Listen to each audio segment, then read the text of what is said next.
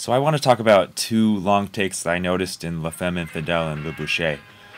This one in La Femme Infidele takes place in a nightclub where Charles and Hélène, the main couple of the story, have gone for a rare night out with Charles' colleagues.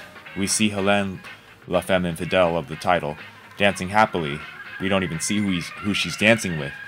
And then it tracks over to Charles sitting down, with a beautiful young lady sitting right next to him. And the fact that Charles would rather watch his wife than talk to this young lady tells us something about his fidelity, his loyalty. And that the girl readily lights him up kind of calls attention to his disinterest in her in a rather comic way.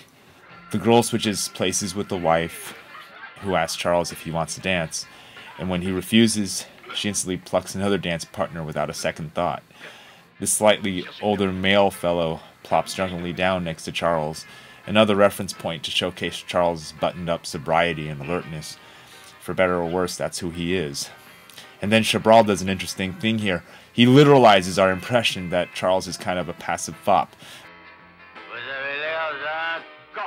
by having this man call him a fool. But Charles gives as good as he takes.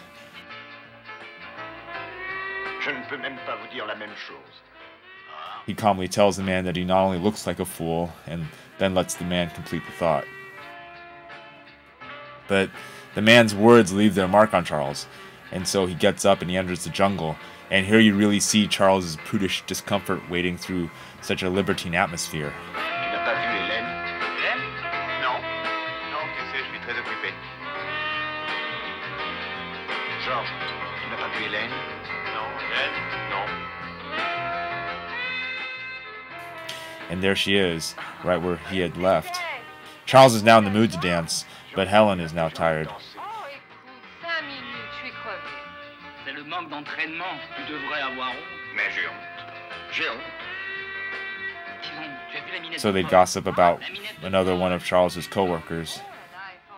And here I love how this girl enters popping in from screen left. And her crossing of the frame adds to the feeling of congestedness. And it has an effect because Hélène now wants to get up and dance with Charles. This scene is full of little seemingly throwaway moments, but I love the cumulative effect of how this one continuous take establishes this uncertain distance between this couple, and also the sort of alienation and discomfort through which Charles regards other people. Even as Charles maintains his polite bourgeois veneer, the camera work and the staging convey his worldview well enough. Vraiment, t'as pas de chance. Non, pas du tout. This is my favorite scene in Le Boucher, a single tracking shot that lasts nearly 4 minutes. It's early in the film and the two leads, Hélène and Popol, have just met at a wedding in this small village. They seem to be in the highest of spirits. They've been drinking champagne at the wedding party, and Popol appears to be finishing another one of his war stories. About a third of his dialogue in this film seems to reference the war in some way or other. It's one of several obsessions that we come to learn about him.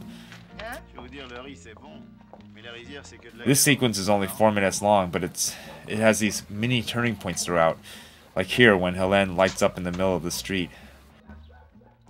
Judging by Popol's reaction, this is not something that women do in this village. Hélène is originally from Paris. Yeah, I love how her polka dot outfit makes her stand out so boldly here, especially compared to Popol's more conservative suit, and just the swagger in her step, compared to how Popol holds himself and looks down as he walks. Ben moi, j'ai été 15 ans dans l'armée. And with this little exchange and the silence that follows, you feel sobriety starting to seep in. There's a tone of awkwardness and incompatibility. Popol is scrambling to keep the conversation going.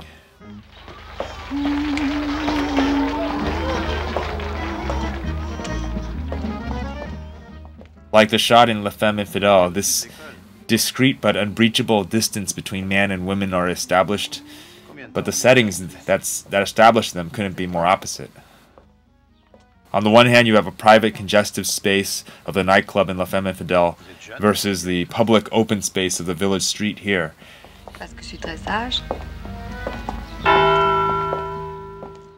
I love how the bell comes in at this moment. Maybe it suggests time is running out for Popol. If anything, it kind of indicates that the intimacy of their moment together is dwindling. And now Popal offers pretty much all he has of his humble existence.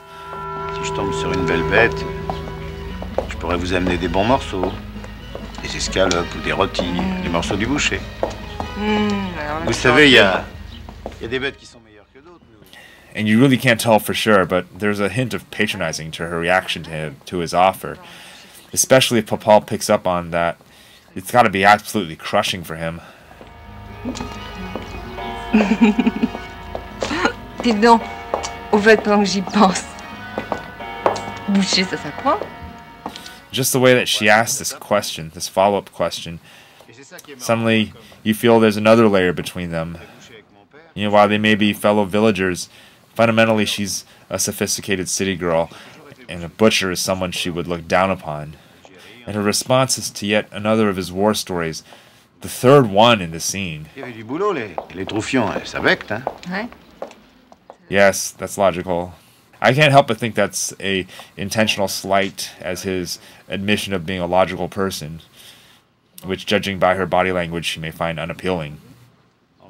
She initiates the handshake, and with the masculine holding of the cigarette in her mouth, she walks away. In 3 minutes of real time, we have just watched the deflation of a would-be romantic interaction between these two, as well as the emergence of this startlingly self-possessed and seemingly unpossessable woman. And just look at how Chabrol closes this, with this expanding wide shot of her walking away, and so that we start to begin to share the butcher's point of view of her.